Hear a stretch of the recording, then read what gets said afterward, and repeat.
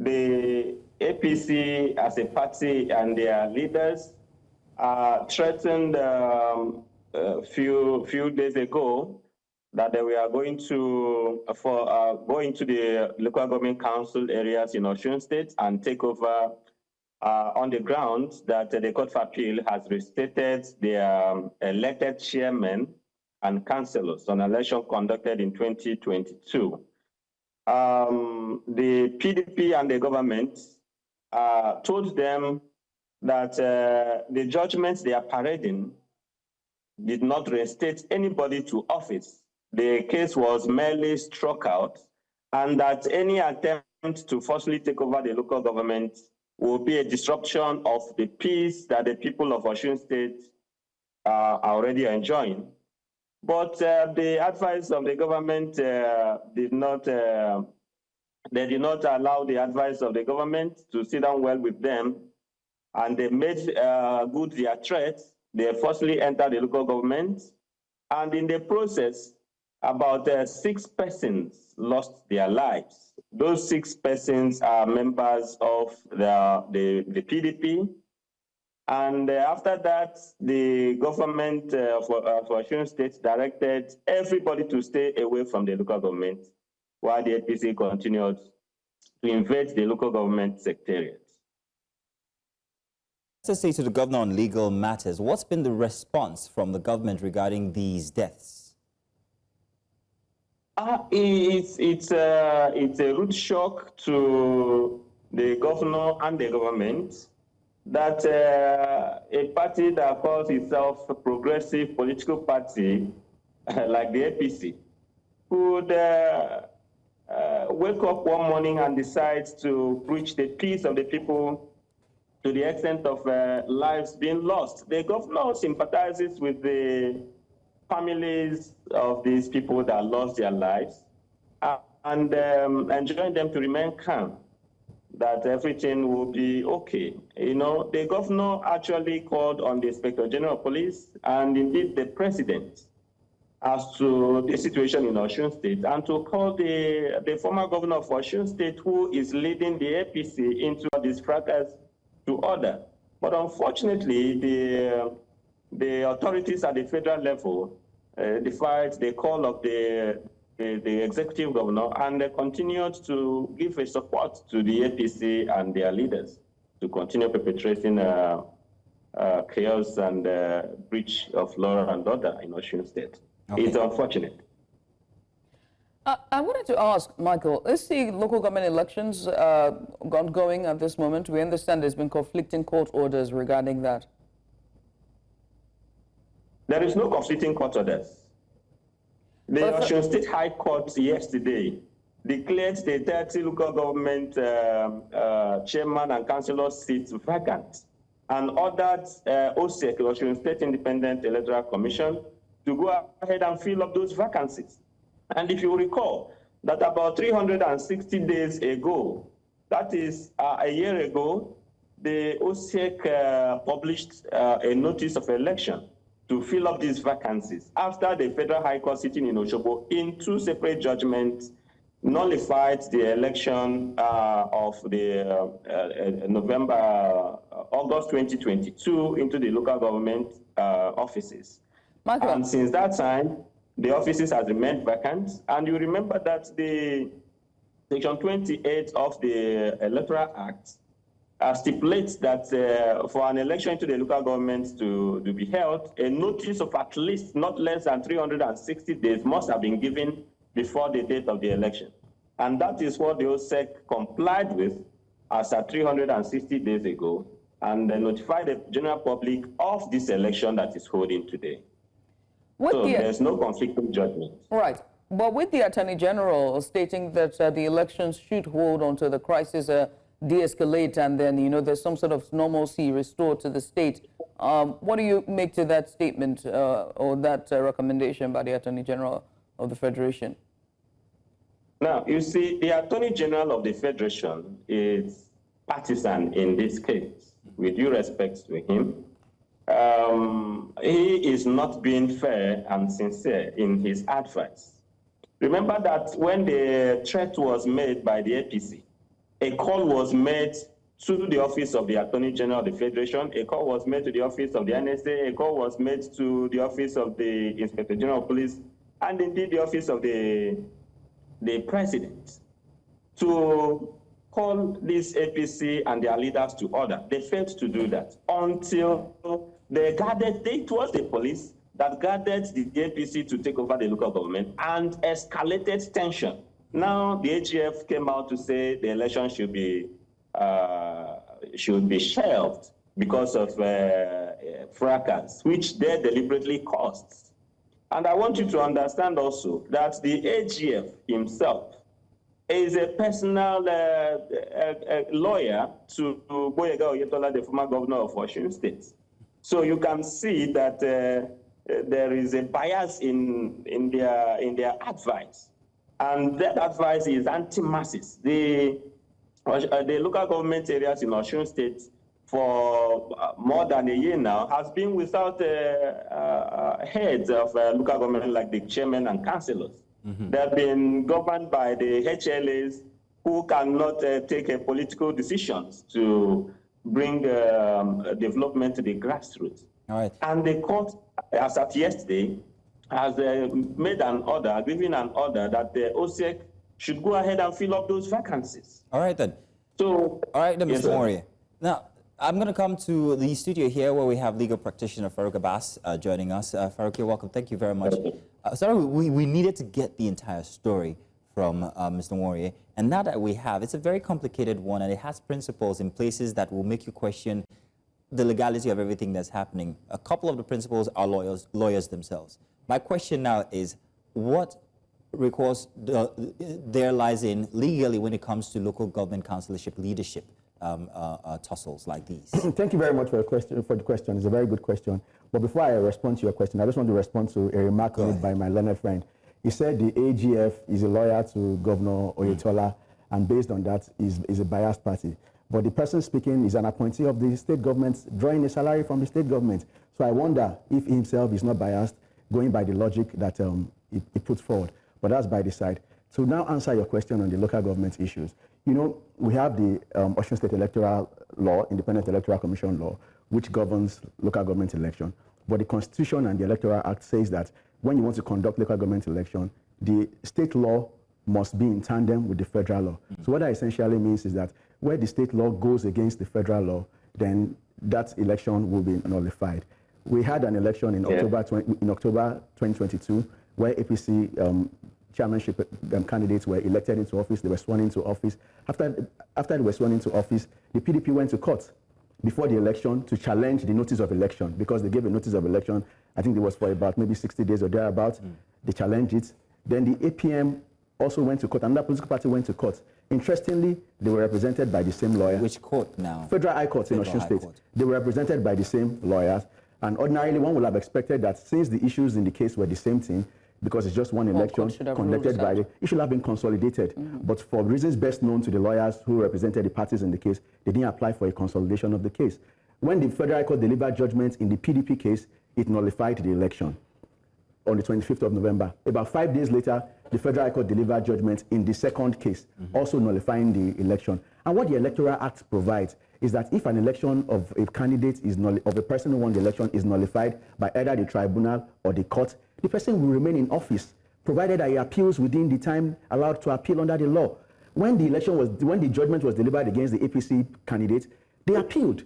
But notwithstanding their appeal, the governor, through his executive order, removed them from office. And as law-abiding citizens, as a party that believes in the rule of law, they complied with the order of the court. At the time, the federal government was controlled by APC, but they didn't create any chaos, they didn't create any violence, and they went on appeal. When they went on appeal, in the other case, another party, I think the APP, also went on appeal in the second case. So whilst they were on appeal in the second case, the counsel to the APP told the court that he didn't hear from his client and he won't be proceeding anymore. And one of the other parties filed a motion to dismiss that appeal for lack of diligent prosecution. Lack of diligent prosecution simply means that a party who has appealed against the judgment of a lower court is no longer interested in pursuing the appeal. And when you don't prosecute your appeal diligently, the Court of Appeal will dismiss your appeal. So in that other appeal for the APP, the Court of Appeal dismissed it, and rightfully so. So when the Court of Appeal dismissed the appeal, what it effectively meant was that the Federal High Court judgment, which had nullified the local government election, becomes extant, becomes valid. And that was the position. Then on 10th of February, the APC appeal was heard. When the Court of Appeal held the APC appeal, the Court of Appeal held that the judgment of the lower court was wrong for some technical reasons because they amended their process and they shouldn't have been allowed to amend their process because they should have refiled the suit. And the court said that it was striking out the order of the Federal High Court.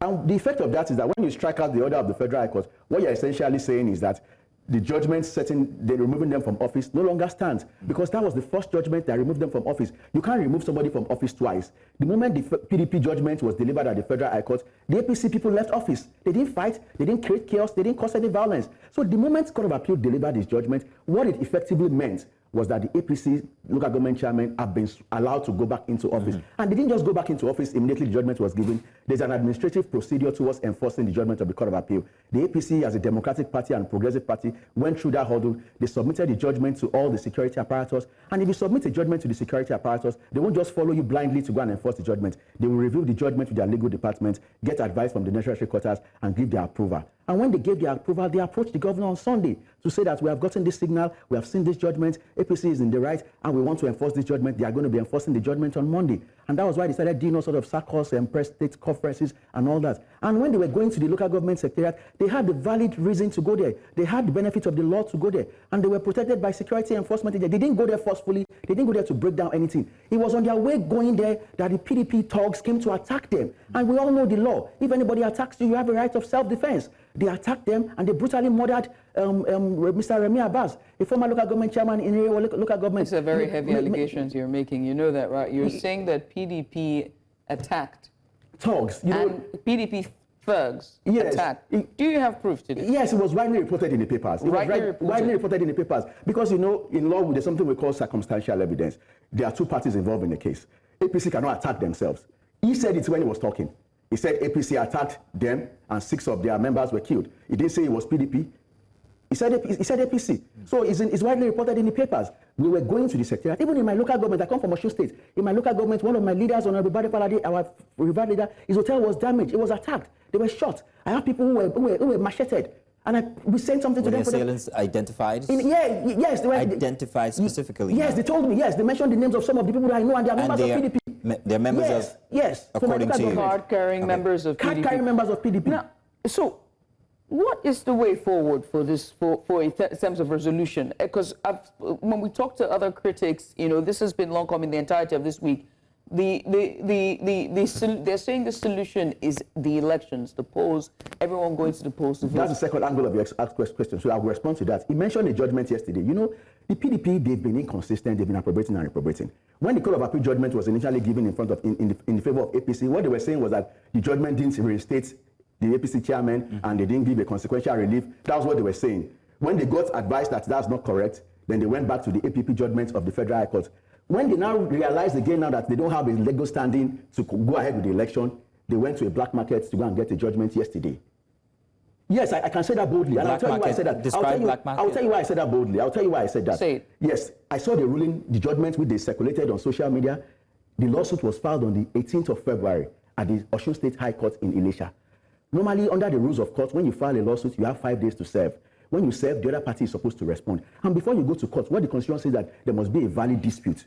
You now file the lawsuit against OSEC chairman and OSEC. OSEC chairman is a former member of PDP. He's a member of PDP. He was contested for House of Assembly as a card-carrying member of the party. Do you understand? He filed the lawsuit against the OSEC chairman, and the OSEC chairman and OSEC responded in the lawsuit that we don't have any opposition to what PDP has filed against us. And within 3 days, record time, the court delivered a judgment with a motion on notice. The law is clear. When you want to commence a lawsuit, you either use originating summons, writ of summons, a petition, or an originating motion. If you are saying that the local government chairman of APC, their tenure has expired, you didn't join them as a party. If you are saying that you want the police to provide you with security, you didn't join the police as a party to the suit. So when I say that the judgment was contrived and it was gotten through an illegal means, because I can say that, within 3 days. What's this black market you spoke of? This black market so which is the courts, going to the courts to get an order so that the polls can happen. So you're saying that the polls is not the solution. So what you're saying? Yes, I'm saying the polls is not the solution. And you're saying that having the order to do the polls today is fraudulent because they went to the black market and the end is unlawful. Yes. As I say, you have the right of reply. Yes, thank you so much. my learned friends there in the studio, I want to advise him to also strive to protect the institution. If he's a lawyer, let him protect the institution and the profession he belongs. It is disparaging of the judiciary and the court for you to come online and say that a valid court judgment is a black market judgment. If it's not well with you, you can appeal against that order. It is your right. Now, going by what you said, I want you to understand from the beginning that there were two cases filed at the Federal High Court. Two of them had different parties. And those different parties were interested parties in the election that APC held in October 2022. So they had a right to institute their case. And it was in the wisdom of the courts not to have consolidated the cases because one was filed before the notice for election, and you are challenging it that does not disclose any cause of action. The second one was filed after the notice for election was issued. So, and there are different parties in each of those two suits. And those two suits progressed to judgment. Separate suits with separate suit numbers. Two of those judgments, both of them notified the election, set aside the notice for election and sacked the chairman. Then the APC appealed both to the Court of Appeal. Now, while the appeals were pending, it was found that the appeal in APP was abandoned by APC. Even the day the case was dismissed, the counsel to APC came to court and told the court, the counsel to the APC, not APP, was in court and informed the court that he had not seen his client, that is APC, since 2022. Giving the other parties the opportunity to apply for the dismissal of the case, which the court did. The same people that he had not seen for since 2022 was also in court for the appeal of PDP, where they know that they had the lacuna, they had opportunity of arguing a case because, according to them, it disclosed no cause of action as at the time they appealed, the case was filed. Granted that the PDP filed a case earlier than it's necessary. And we also welcome the judgment. Those are two judgments from Federal High Court. Both of them are subsisting. But Federal High Court has struck out one of the cases on the ground, preliminarily, on the ground I disclosed no cause of action. That case, that judgment of the Court of Appeal did not go into the merit of the case. It was a preliminary issue. The two other issues that would have dealt with the merit of the case, the court said it had become academic exercise because having struck out the suit at the Federal High Court level, and that's why the Court of Appeal quoted the suit number of the case at the Federal High Court and struck it out. Everything, all the reliefs in that particular suit was struck out with the case. So it now means that the judgment left subsisting and valid is the judgment in APP. That case, you people, the APC appealed and was dismissed. So that judgment is still pending. So, and that judgment nullified the notice for election, the election itself, and sacked all the chairmen and the councils of the purported election. Tell me how you wanted to return to office when you have not set aside that judgment. Now, I want you to also understand again that this election that is going on today, it's a constitutional requirement of the OSEC as an independent body of the government to go ahead and fill up all the vacancies created by the judgment of APC. And I see no reason why anybody, if the APC is not interested in participating in the election, they should just stay away and watch those that are participating. 18 political parties are participating in the election of today. And as we speak now, the election is going on smoothly. And winners will emerge, and they will be sworn into office. Thank you, so thank you, Mr. Mr. That is my take on that. Mr. Abass, let's talk about the elections that are happening today. The APC is absent. What's your take on that? My take on that is that it is lawful for the APC to be absent in that election because as far as the APC is concerned, their chairmen who won the election in 2022 are still in office. Their tenure will expire in October this year. And as far as the law is concerned, the Court of Appeal has given a decision, and I've said that the effect of that decision is that the APC chairman should go back to office. If the PDP is dissatisfied with that, what they ought to do is to appeal against that decision or go back to the Court of Appeal for clarification. These are the same vacuums that the PDP, that this election is actually trying to fill, isn't it? You can't fill a vacuum when a vacuum, you can only fill a vacuum when a vacuum exists. Yes, there's no vacuum. And what the law says is that logically, even without being a lawyer, logically speaking, some people are saying that their tenure has not expired. Without having a final resolution of that dispute, you are going ahead to conduct another election. You are creating chaos. You are creating confusion. You don't need to be a lawyer. Let's talk about that chaos. So yes. After the elections and then there are new officers that ought to fill these positions, what is going to happen then when there are no seats for them because these members feel that they have not or they have been reinstated? No, you know what the law says is that even if your election has been nullified by the court, you should remain in office until you finish the appeal. So if they remain in office now, it's not wrong because that's what the Electoral Act says. So if if we finish the appeal and the Electoral Act, the court says that, okay, the election is nullified and they are not in office, they leave the office immediately and you now have another election. As we speak, between the time the appeal was done and now, we don't have elected chairman in the office and everything is going on fine. So there's no vacuum as far as I'm concerned, and I don't think that APC, you can't participate in an election when you are saying there's no vacuum existing. The SSA to the governor on legal matters just said here that OSIEC, which is the Osun State Independent Electoral Commission, is doing their responsibility with their rightful job, which is conducting the elections. They are mandated to do this. Are you saying that because of that appeal, which was now ruled in favor of the Ousted APC chairman, that the polls should not hold? Certainly, that's what I'm saying. But what then happens to their mandate? If their mandate is to hold polls, what happens to them? No, see, their mandate is to hold polls, but you only hold polls when there is a vacuum. The election in 2022 was also conducted by OSIEC, and I must tell you, in the APC judgment at the Court of Appeal, the Court of Appeal came down heavily on OSIEC and the OSIEC Council, accusing them of approbating and reprobating. That at the Federal High Court, you were defending this election. When you came to Court of Appeal, you are now going against the election. That this is not honorable for a legal practitioner and for an institution that is supposed to be independent. So OSIEC has been going against their mandate.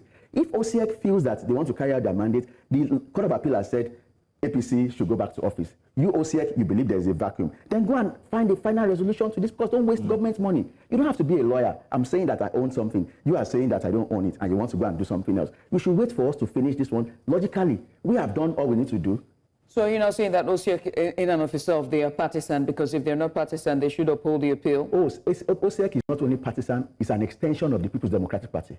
And I can say that boldly because I know the chairman. I can say it boldly, I can be quoted. And the Court of Appeal also said the same thing, that they are not acting like an independent institution.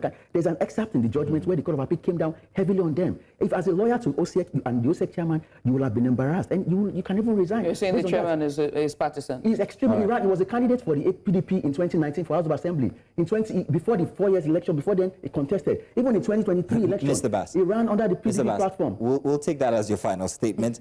I would like to give Mr. Nworie his opportunity to give us his final take on this. And please, if you can summarize. Yes, thank you so much. Thank you so much. I want to correct the impression being created by my learned friend right there that there is no vacancy existing at the local government areas. I want you to understand that the appeal, as far as we are concerned, has been concluded. The appeal on the PDP case was struck out. The case was struck out. It means there was no case by the PDP against APC in the first place. That is the legal implication of the striking out of the case in the PDP case. Then that of the APP is still subsisting. It was dismissed at the Court of Appeal. So it means if APC is not appealing that dismissal to the Supreme Court, it means that they are not interested in appealing it, and the vacancy created by that judgment is what OSIEC is out there to fill up today. So I want him to advise his people to stay away from trouble and allow Osun State to enjoy a peaceful atmosphere. Since this government came in, there have been peace all over the place. The government has been developing the state in a way that rattled the APC, and that's why they are coming back through the back door instead of trying to do the right thing. If they think that they have a valid judgment, why don't they submit themselves to the process of enforcing a judgment through the courts? The sheriff of the court is the police of the court. If they submit the judgment to them and there is an enforceable judgment, they exactly do the right thing. If he's a practicing lawyer sitting there, he knows how to enforce judgment and not through self-help. not marching through to the local government secretariat, because the president is an uncle to the former governor who controls the police and the military, and they can get the backing of the security agencies at their whims and caprices to cajole and scare away the people, the law-abiding people of the state. All right, Mr. Nworie, I did ask that it be a summary, but thank you very much. You have actually given plenty. Thank you. There. Thank you. I want to say thank you to you, and of course, Mr. Abass here in the studio with us. And we'll continue to see how this progresses, especially after the elections today. Thank you very much, gentlemen. Thank you so much. Thank you.